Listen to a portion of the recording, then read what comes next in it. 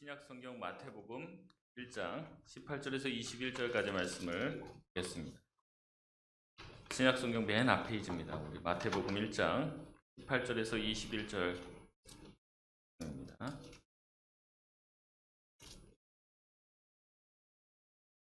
마태복음 1장 18절에서 21절 말씀을 교독하며 읽고 마지막 절 같이 읽겠습니다.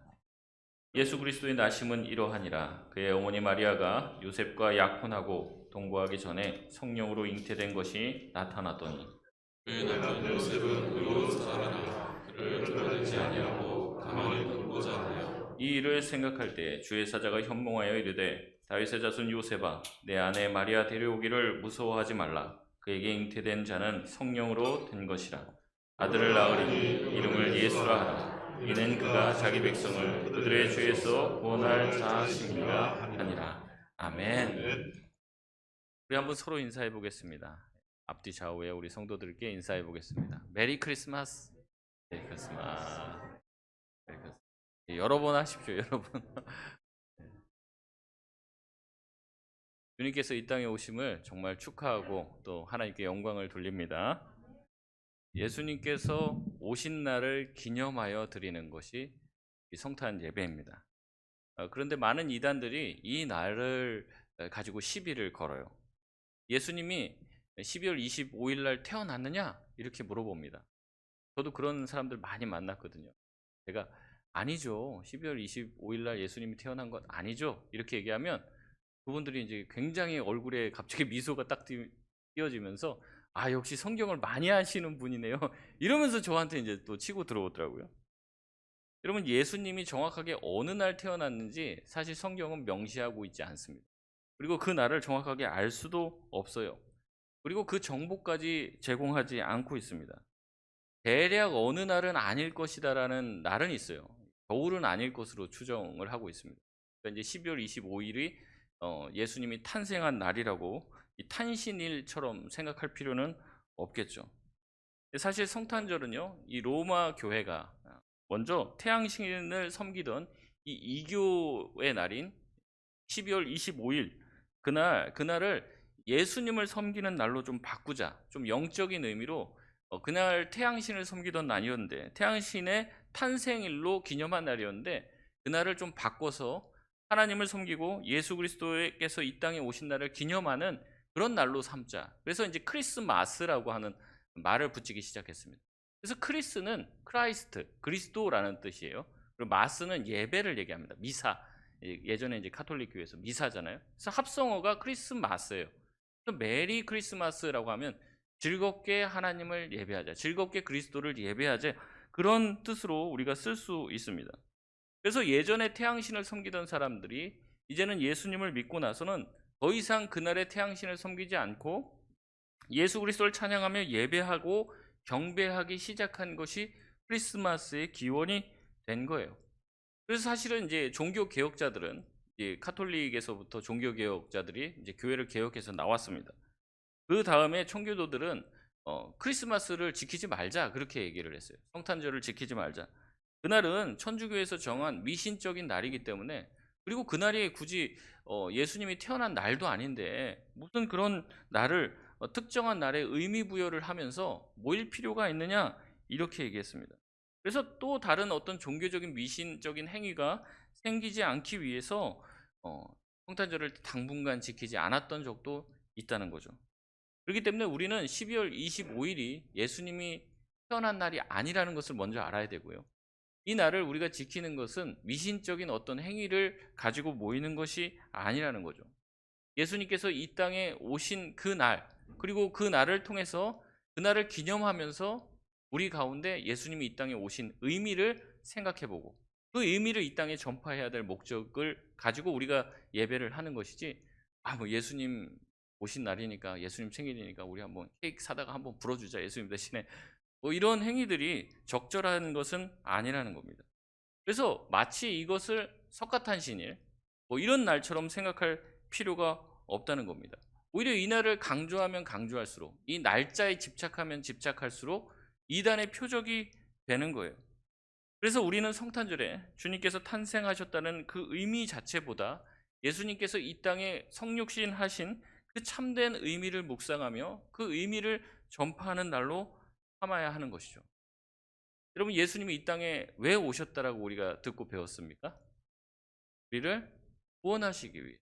그래서 예수님이 이 땅에 우리를 구원하시기 위해 오셔서 어떻게 하셨습니까? 결국에 십자가에서 죽음을 당하셨죠. 성육신 하셔서 어떻게 보면은 그런 표현을 해요. 어떤 신학자들은 사람이 개미가 된 거다. 사람이 완전 벌레가 된 거다. 그 정도보다도 더 큰 격차가 하나님이 인간의 몸을 입고 성육신 하신 사건이다라고 얘기할 정도로 예수님이 이 땅에 성육신한 것은 엄청난 사건이고, 그렇게 하신 이유는 무엇이냐면 우리를 구원하시기 위해 이 땅에 오셨다는 것이. 그렇기 때문에 예수님의 사랑과 십자가를 묵상하지 않는 것은 성탄의 의미를 반밖에 모르는 거예요. 그래서 어떤 분들은 성탄절은 기쁜 날이 아니라는 거예요.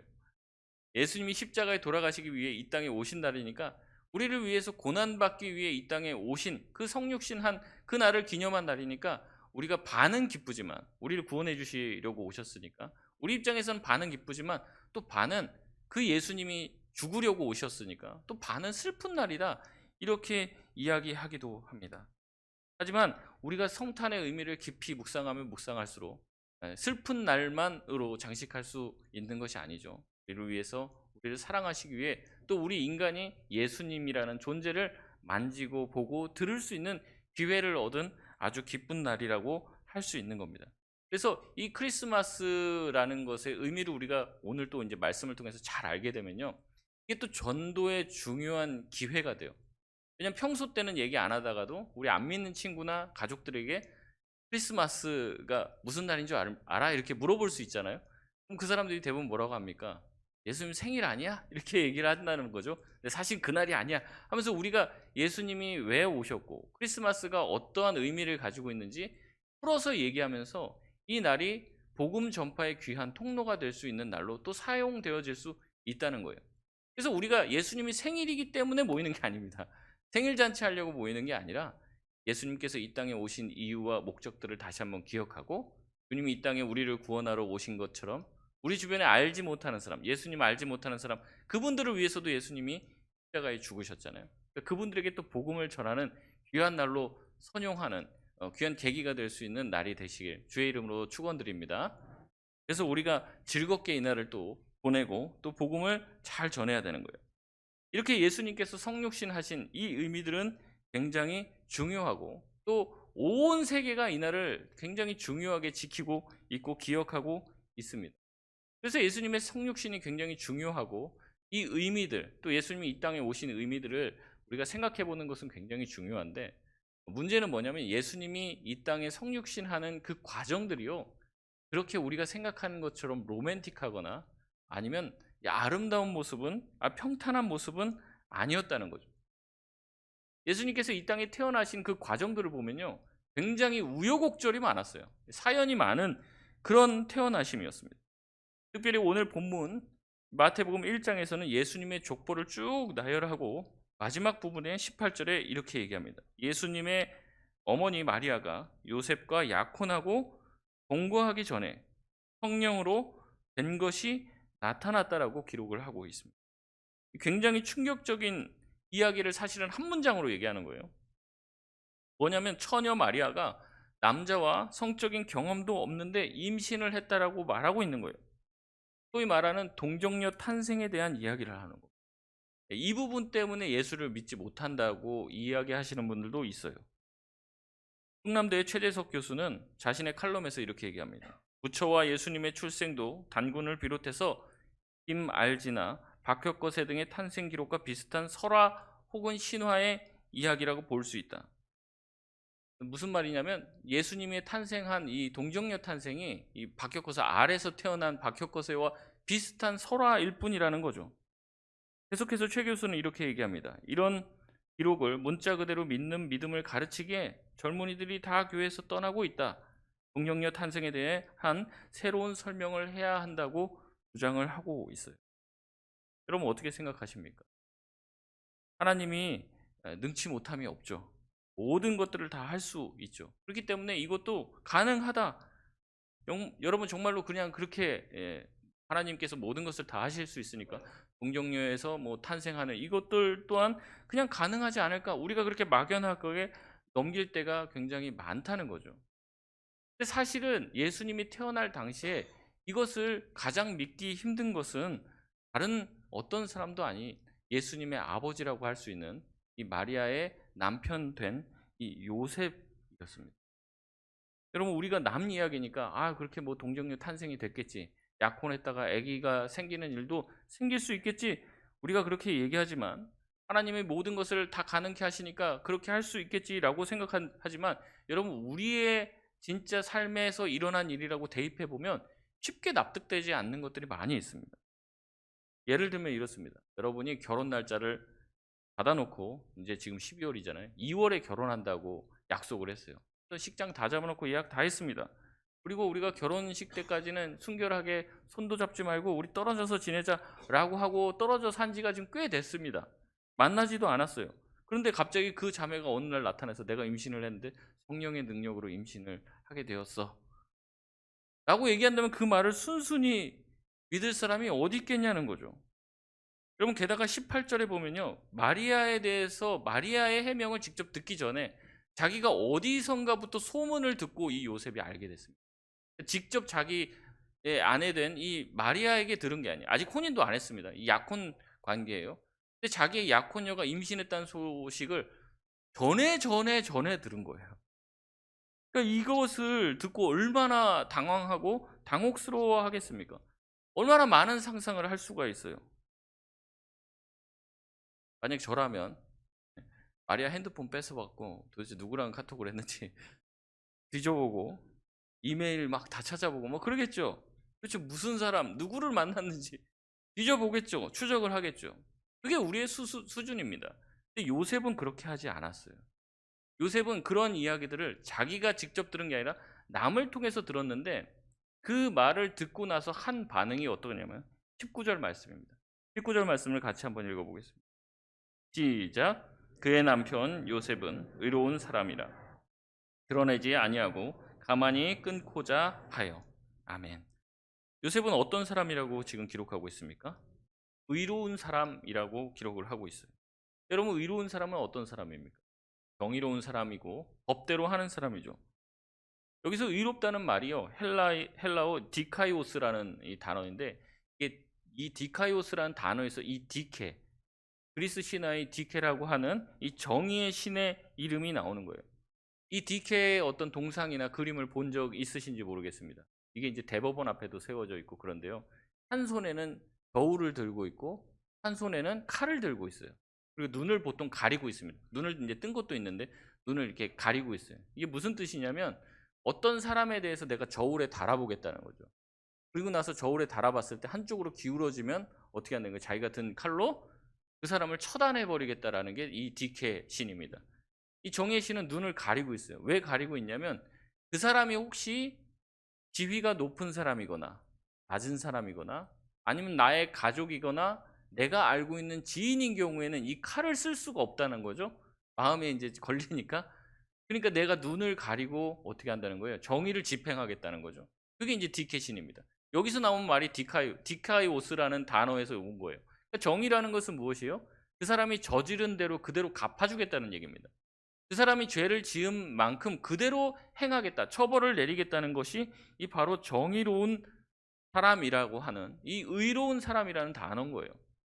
여러분, 요셉은 어떤 사람이라고 했습니까? 의로운 사람이라고 그래요. 칼같이 하나님의 말씀을 정확하게 지키는 사람이라는 겁니다. 여러분, 그 당시 유대법은 이렇습니다. 신명기 22장 23절에서 24절 말씀을 보면, 처녀인 여자가 남자와 약혼한 후에 어떤 남자가 그를 성읍 중에서 만나 동침하면 너희는 그들을 둘 다 성읍 문으로 끌어내고 그들을 돌로 쳐 죽일 것이니. 여러분, 당시의 율법은 어떻습니까? 마리아를 어떻게 처벌했어야 돼요? 끌어다가 돌로 쳐 죽였어야만 하는 거죠. 요셉은 의로운 사람이었습니다. 법대로 하는 사람이었죠. 당연히 어떠한 행동을 취해야 마땅했습니까? 어떻게 해야 돼요? 마리아를 끌어내서 돌로 쳐 죽여야만 했다는 거죠. 여기서 의문이 드는 겁니다. 왜 요셉은 마리아를 죽이지 않았을까? 마리아를 너무 사랑했어요. 그 사랑의 마음이 자기를 움직여서 하지 않았을까요? 여러분, 요셉은 의로운 사람이라고 했습니다. 그 사랑 따위의 영향을 받지 않는 사람이에요. 그런데 성경은 요셉이 마리아를 사랑해서 안 죽였다 이런 식의 표현을 하지 않습니다. 뭐라고 얘기했냐면 요셉이 의로운 사람이어서 마리아를 죽이지 않았다라고 말하고 있는 거예요. 의롭다면 죽였어야 하는 것이 우리의 생각이죠. 의롭다면 어떻게 했어야 돼요? 마리아가 저지른 죄대로 법대로 해야만 했어요. 하지만 그는 의롭기 때문에 마리아를 죽이지 않고 혼인관계를 조용히 청산하려고 했습니다. 여러분, 굉장히 드물고 특이한 모습이죠. 이 덴마크 철학자이자 신학자인 키어르 케고르는 이 부분을 이렇게 이야기합니다. 신자는 하나님 앞에서 늘 절대 관계를 맺고 있어서 때로는 율법을 뛰어넘는 명령을 해도 신자는 그것을 그대로 지켜야 한다라고 말을 합니다. 그래서 예를 드는데 어떤 예를 드냐면 이 아브라함에게 하나님께서 이삭을 바치라고 하는 명령을 내리십니다. 근데 사실 그게 율법과는 배치가 되는 거예요. 왜냐하면 하나님은 사람들에게 인신 제사를 하지 말라고 분명히 명령하셨기 때문에 아브라함이 이삭을 죽이라는 명령은 해서는 안 되는 일이에요. 하지만 하나님이 그 명령을 하셨을 때는 어떻게 한다는 거예요? 때로는 그 일을 수행해야 되는 것이 신자들의 처해진 그 의무라는 거죠. 그 다음에 예를 든 것이 이 마리아를 예를 듭니다. 마태복음에는 없고 누가복음에는 자세히 나오지만요. 마리아는 천사로부터 이 성령을 통한 잉태 소식을 들어요. 마리아가 이것을 내가 감당하지 못하겠다 이렇게 얘기합니다. 왜냐하면 자기가 처녀의 몸으로 누군가를 임신했다라는 것이 알려지게 되면 자기는 어떻게 되는 거예요? 죽게 되는 거죠. 자기가 알고 있습니다. 그런데 이 천사를 통해서 고지를 받자 그는 어떻게 합니까? 내가 임신하는 것 자체가 죽음을 의미하지만, 그리고 이것은 하나님께서 율법으로 금지하신 것이지만 하나님의 명령으로 천사를 통해서 나에게 수태 고지가 임했을 때 그것을 받아들여야 되는 게 내가 그 말씀에 순종하는 것이 자기가 가야 될 길이라고 생각하고 죽음의 길이지만 그 길을 간 게 마리아인 거예요. 그런데 이것은 마리아의 헌신만으로 이루어진 게 아니라는 겁니다. 동시에 누가 그랬다는 거예요? 요셉이 그랬다는 거죠. 요셉의 정의의 방식은요, 오히려 율법을 거역하더라도 하나님의 진짜 본심을 이루려고 하는 마음을 가지고 있었습니다. 아직 요셉은 마리아로부터 직접적인 잉태, 성령으로 인한 잉태 소식을 듣지 못했어요. 소문으로만 들은 겁니다. 소문으로만. 야, 마리아가 임신을 했대. 너랑 이 야코난, 이미 야코는 유대 사회에서 이미 결혼과 진배가 없었습니다. 근데 야코난 이 마리아가 임신했다라는 이야기를 듣고 어떻게 해야 됐을까요? 뭐 고민이 많았을 겁니다. 마리아와 그 아이를 죽일까? 법대로 처리해야 될까? 고민한 거죠. 하나님이 원하시는 것은 무엇? 왜 나에게 이런 일이 생겼을까? 어떻게 하는 것이 의로운 일일까? 고민을 했던 거예요. 근데 요셉은 아마 이런 구절을 잘 알고 있었을 겁니다. 이사야서 42장 3절 말씀입니다. 상한 갈대를 꺾지 아니하며 꺼져가는 등불을 끄지 아니하고 진실로 정의를 시행할 것이며. 정의를 시행하는 게 뭐냐면 상한 갈대를 꺾지 않고 꺼져가는 심지를 끄지 않는, 등불을 끄지 않는 거라는 거예요. 여러분, 상한 갈대는 쓸모가 없습니다. 그래서 상한 갈대는요 다 꺾어갖고 그냥 불쏘시개로 씁니다. 꺼져가는 등불은 끕니다. 왜냐하면 꺼져가는 등불은 그 심지가 거의 다 타들어갔기 때문에 가만히 두면 불똥이 떨어져서 이 집안을 태울 수가 있었거든요. 그래서 끈단 말이죠. 그런데 하나님은 어떠한 분이냐면, 하나님은 어떠한 식으로 정의를 시행하시는 분이냐면 꺼져가는 등불을 끄지 않고 상한 갈대를 꺾지 않음으로 하나님께서 정의를 시행하신다는 것을 요셉이 알고 있는 거예요. 요셉 또한 하나님처럼 정의로운 분이기 때문에 이 정의를 그런 식으로 적용하는 것이 아니라 주님께서 적용하신 대로 상한 갈대를 꺾지 않는 방식으로 이 마리아에게 정의를 시행했던 것입니다. 그래서 세상의 정의와 하나님의 정의는 조금 달라요. 세상의 정의는 어떻습니까? 희한하게 세상의 정의는 가난한 자, 없는 자, 약한 자에게 가혹하게 적용이 됩니다. 힘있고 빽 있는 사람은 무슨 죄를 저질러도 잘 빠져나갑니다. 병원에 몇 번 들락날락하고 휠체어 타고 금방 빠져나오죠. 그러나 힘 없고 돈 없고 빽 없는 사람은 작은 죄를 저질러도 쉽사리 빠져나갑니다. 빠져나가지 못합니다. 법의 철퇴를 정통으로 맞아요. 누구는 돈을 써서 유명 법무법인의 힘을 빌고 정관 예우를 받아서 쉽게 빠져나가지만 그렇지 않은 사람은 제대로 된 변호의 기회조차 얻지 못하는 게 세상의 정입니다. 그래서 세상의 정의를 지킨다고 하는 사람을 믿지 못하는 거죠. 요셉 당시에도 마찬가지였습니다. 로마의 식민지로 있으면서 힘 있는 권력자들은 더 큰 힘을 누렸고 힘없는 사람들은 더 어려운 상황에 놓이게 됐어요. 특히 돈 많은 사람보다 서민들은 더한 고통들을 당했을 것이고 재판은 돈과 권력에 의해서 좌지우지 되었을 것입니다. 하나님의 법이라고 하는 것도 조차 그 법을 집행하는 이 제사장들과 바리새인들에 의해서 나름대로 자기들에게 유리하게 판단이 되었던 거예요. 특별히 그러한 어떤 법에 의해서 피해를 가장 많이 받고 있었던 게 그 당시에 약자였던 이 여자들, 어린 아이들, 힘없는 사람들이었습니다. 요셉 또한 힘을 가지고 있는 사람이었어요. 남자였고 남편이었고 아내를 어떻게 할 수 있는 힘을 가지고 있는 사람이었습니다. 마리아는 지금 훅 불면 그냥 죽을 수밖에 없는 상황에 놓여 있는 사람이에요. 요셉은 마리아를 처벌할 수 있는 사람이죠.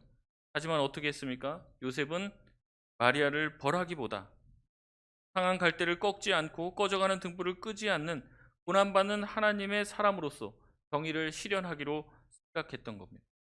그래서 더글라스 헤어라고 하는 이 신학자는 자기 마태복음 주석에서 이렇게 얘기해요. 요셉은 하나님의 인애를 아는 자, 하나님의 헤세드를 아는 사람이라고 말합니다. 호세아서 6장 6절에 이렇게 얘기하죠. 나는 인애를 원하고 제사를 원하지 아니하며 번제보다 하나님 아는 것을 원하노라. 정혼하고 임신한 여자를 돌로 치라는 법은요, 경절을 지키라는 법이지 사람을 죽이라는 법이 아니라는 것을 이 요셉은 잘 알고 있는 거예요. 이 법으로 마리아를 죽일 수 있어요. 하지만 하나님의 뜻은 이것으로 사람을 죽이려고 하는 것이 본뜻이 아니라는 것을 아는 거죠. 다시 말씀드립니다. 여러분 요셉의 심정이 한번 되어 보십시오. 그럼 많은 생각이 날 거예요. 마리아가 나 말고 다른 사랑하는 사람이 있었나? 혹시 나와는 정략 결혼이 아닌가? 혹시 마리아는 클럽도 자주 가고 그런 여잔가? 이런 생각하는 거예요. 혹시 마리아가 불의의 어떤 폭행을 당했을까? 여러 가지 생각으로 밤잠을 이루지 못했을 겁니다. 요셉은 아마 마음 깊이 상처를 받았을 거고 지금이야 뭐 연락이 쉽으니까 뭐 전화도 하고 뭐 카톡도 하겠지만 그 당시에는 통신 수단이 없어요. 혼자서 끙끙 앓고 있었을 겁니다. 하나님 앞에 기도했을 거예요. 이 문제를 어떻게 처리해야 될까? 그 처리의 결론이 뭐예요? 상한 갈대 꺾지 말자. 꺼져가는 등불 끄지 말자. 하나님이 이 법을 주신 것은 마리아 같은 사람을 죽이란 것이 아니라 성적인 순결을 잘 지키라고 하시는 하나님의 법이라는 것을 깨닫고 결론을 내린 거예요. 그래. 그렇지만 자기가 이제 결혼할 수는 없는. 그러니까 어떻게 합니까? 조용히 끊고자 하는 거예요. 그게 자기가 하나님 앞에서 내린 최선의 길입니다. 여러분 물론 성경은 요셉의 행위만 이야기하고 있지 않아요. 20절에 보면 요셉이 얼마나 괴로웠는지를 이야기할 수 있습니다. 20절 말씀 같이 한번 읽어보겠습니다. 시작. 이 일을 생각할 때 주의 사자가 현몽하여 이르되 다윗의 자손 요셉아 내 아내 마리아 데려오기를 무서워하지 말라. 그에게 잉태된 자는 성령으로 된 것이라. 아멘. 20절 말씀을 보면 이 일을 생각할 때 라는 말이 나옵니다. 그래서 요셉이 자기 아내인 이 마리아가 임신했다는 소식 때문에 그냥 그것을 계속 생각했다라고 생각하기 쉬운데 그게 아니라 여기서 나온 단어수가 이 디모스라는 단어인데 이 디모스라는 단어는요 분노, 격한 분노를 의미할 때 쓰는 단어입니다. 어떻게 했냐면 자기가 겉으로는 굉장히 튀어나오고 조용히 끊는 것 같이 보였지만 자기 안에는 어떻다는 거예요? 수많은 분노와 격동이 자기를 완전히 사로잡은 거예요. 자기가 이 터져 나오는 이 분노를 주체할 수가 없었다는 거죠. 그의 행동이 굉장히 침착하고 매우 사력 있게 보이고 정의로워 보이고 하나님 편에 있는 것처럼 보이지만 그의 마음 깊숙한 곳은 마리아의 임신 소식으로 인한 그 마음 깊은 곳에서 끌어나오는 배신감과 절망감으로 인해서 마음이 너무나도 어지럽고 힘들었던 거예요. 그래서 20절 말씀을 보면 뭐라고 얘기합니까? 천사가 나타나서 데려오기를 무서워하지 말라 이렇게 얘기합니다. 지금 무서운 게 아니잖아요. 데려오는 게 뭐가 무섭습니까? 그냥 데려오면 되지. 근데 두려워하지 말라라고 이야기하는 거예요.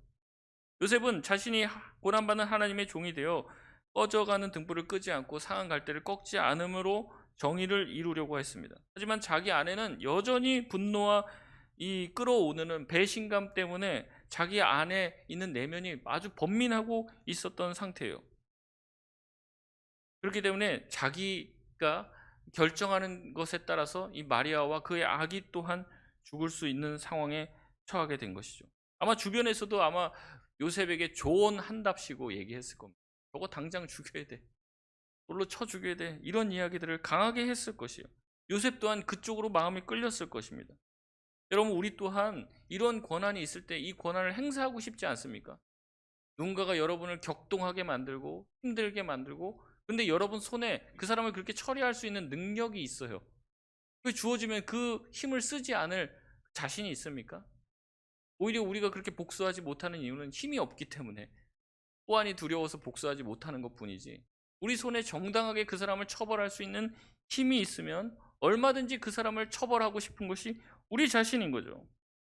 하나님이 그들을 사랑하고 하나님이 그를 용서하기를 원한다는 그 한마디로 우리가 그를 쉽게 용서할 수 있냐는 거죠. 오히려 내가 용서를 해버리면요, 사람들이 저 바보 같은 놈 그렇게 당하고 나서 힘도 있는데 저 힘을 쓰지 않네라고 조롱거리가 될 수도 있어요. 지금 요셉의 상황이 그런 상황이라는 거죠. 그렇기 때문에 용서의 길을 택하고 이 마리아를 품는다는 것은 그냥 하나님 말씀 듣고 조용히 끊는 그 수준에서 끝나는 것이 아니에요. 자기 내면을 다스려야 되고, 이렇게 마리아를 조용히 끊어 내버린다고 해도 아마 이 요셉은 평생 큰 상처를 안고 가야 될 수도 있습니다. 실제로 예수님은 많은 사람들에게 조롱을 받았습니다. 이 동네에 이미 다 소문이 다 났단 말이에요. 그래서 예수님이 이 요셉의 아들이 아니라 다른 어떤 사생자라고 하는 소문이 다 지역에 난 거예요. 그래서 예수님은 인정을 안 합니다. 그 동네 사람들이. 그렇기 때문에 이 요셉이 가는 길은 우리가 생각하는 그 길 이상의 상상으로 힘든 길이거든요. 자기가 하나님 앞에서 옳은 결단을 한다고 한들 그것을 실제로 실천한다는 것은 아주 어려운 일인 것입니다. 신학대학원 시절에 손양원 목사님의 딸인 손동희 권사님이 직접 오셔서 우리 수업 시간에 자기가 겪었던 일들을 간증하셨습니다. 그때 이런 이야기를 했는데요. 이 손 권사님은요, 16의 어린 나이에 자기 오빠 둘의 순교를 직접 목격하게 되었습니다. 이 여순 반란 사건이 일어나고 사흘 후에 21일에 그의 오빠인 손동인 또 손동신은 기독 학생회 회장과 임원이라는 이유로 이 순천 경찰서 뒤뜰에서 총살을 당해서 순교를 했습니다. 이 두 오빠의 장례식을 마치고 일주일이 지났을 때 그 범인이 잡혔다라는 이야기를 들었어요.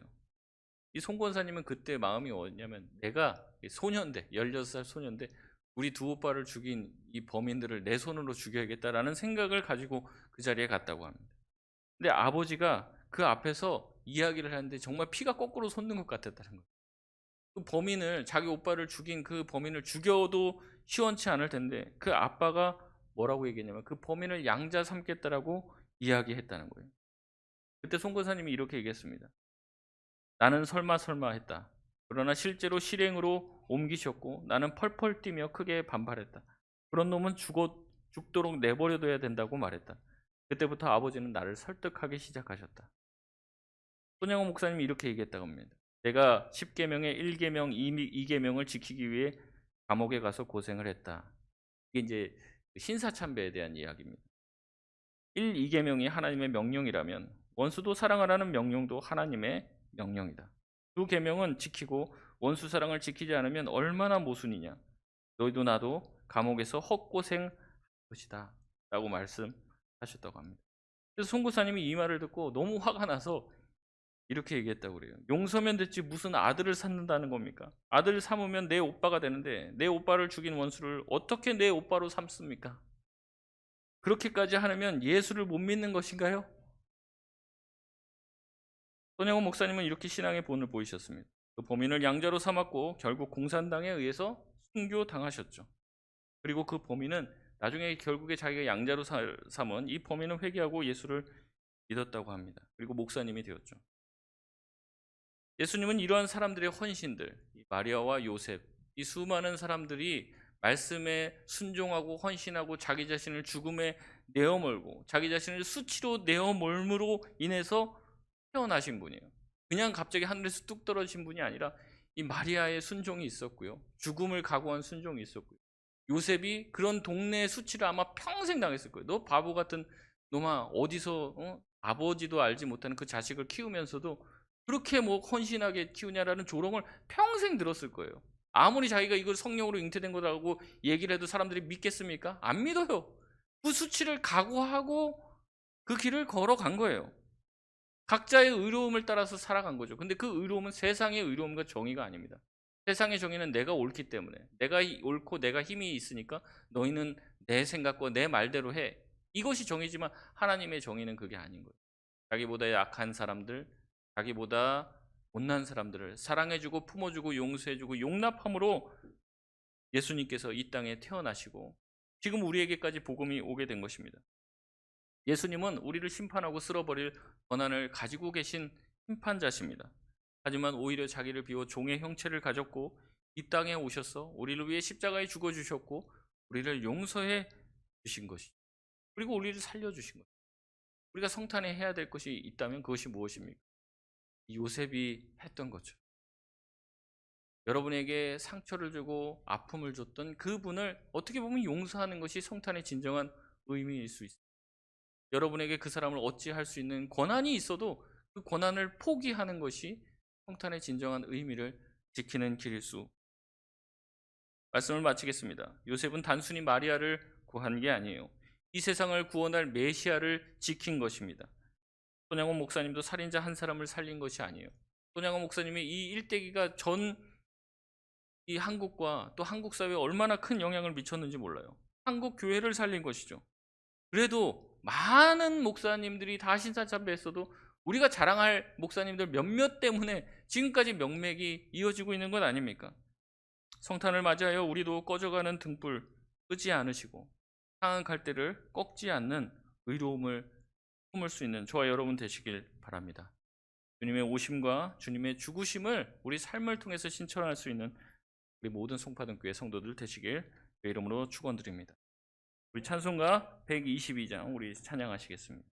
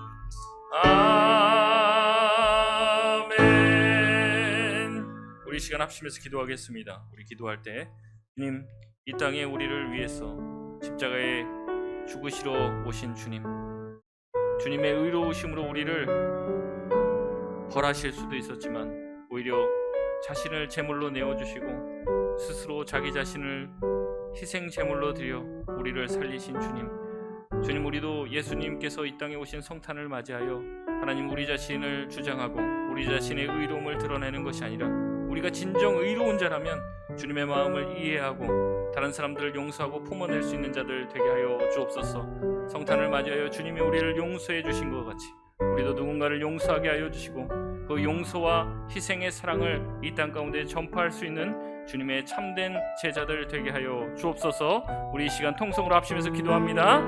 하나님 아버지, 감사합니다. 주님께서 이 땅에 오신 의미와 이유들을 기억하게 하시고 우리를 사랑하여 하나님 이 땅에 오시고 아버지, 이 땅에 성육신 하셔서 자기 자신을 우리를 위해서 주신 주님, 하나님, 이 땅에 주님께서 오시기 위하여 요셉이 아버지 용서를 베풀어 줬던 것처럼, 마리아가 아버지 순종으로 아버지 죽음의 길을 갔던 것처럼 하나님, 우리 또한 그 길을 가게 하여 주시고 아버지, 우리가 감당하기 힘들고 어려운 길이라고 할지라도 주님을 위하여 기뻐하며 그 길을 담대히 걸어갈 수 있는 주의 백성들 되게 하여 주셨소. 크리스마스가 주님께서 오신 그날이라고 여기며 단순히 박수치며 축하만 하고 끝나는 것이 아니라 하나님, 우리 가운데 있는 맺힌 것들을 끊어낼 수 있는 시간들 되게 하여 주시고 용서를 베풀 수 있는 자들 되게 하여 주시고 아버지의 사랑을 시작할 수 있는 자들 되게 하여 주셨소. 우리의 쾌락과 즐거움이 아니라 우리를 용서해 주시고 우리를 사랑해 주신 그 주님의 은혜를 기억하며 이 땅 가운데 주님의 그 은혜를 날마다 흘려보낼 수 있는 주의 백성들 되게 하여 주시옵소서. 그래서 우리가 이 날이 정말 주님 앞에 예배하는 날이 되게 하여 주시고 우리 자신의 생각과 우리 자신의 의의가 아버지 꺾여 나갈 수 있는 아버지 시간이 되게 하여 주셔서 오직 주님께만 영광이 되고 주님께만 기쁨이 될 수 있는 우리의 모든 삶이 되게 하여 주옵소서. 사랑이 많으신 주님, 감사합니다. 우리가 얼마나 많이 정죄하며 또한 사람들을 공격하며 나의 의로움을 드러내며 살 때가 많습니까? 하나님, 우리의 의로움과 우리의 정의가 얼마나 연약하고 부족하고 또한 파괴적인지를 기억하게 하여 주시옵소서. 내가 옳고 내가 정의롭다고 주장하는 그것이 나보다 조금만 힘이 있고 나보다 조금만 더 권력 있는 사람한테는 전혀 적용되지 않고 혹시 내 주변에 있는 그 연약한 사람에게는 폭언으로 때로는 고통으로 우리가 접근하고 있지는 않습니까? 주님, 그렇다면 우리의 부족한 모습들 다 용서하여 주시고 이 세상에서 가장 큰 능력을 가지고 있고 이 모든 우주의 왕 되신 주님께서 우리의 부족함을 보시고 용서하시고 깨끗이 씻기 위해서 아들 예수를 이 땅에 보내셨다는 것을 기억하며 우리도 누군가를 위해서 우리 자신을 희생할 수 있는 자들 되게 하여 주시고 용서의 은혜와 사랑을 우리 성탄에 베풀 수 있는 자들 되게 하여 주셔서 끊어지고 또 갈라졌고 또한 무너져버린 우리의 관계들이 회복되게 하여 주시옵고 성탄을 통해서 우리 삶에 무너졌던 모든 부분이 제자리를 찾게 되어지는 은혜가 있게 하여 주셔서 주님이 이 땅에 오신 것이 우리 삶의 진정한 평화, 샬롬이 이루어지는 계기가 되게 하여 주옵소서. 우리 교회 가운데도 우리 모든 성도들의 삶 가운데도 그렇게 주님께서 은혜를 베풀어 주실 줄 믿사오며 모든 말씀 사랑이 많으신 예수 그리스도의 이름으로 기도드리옵나이다. 아멘.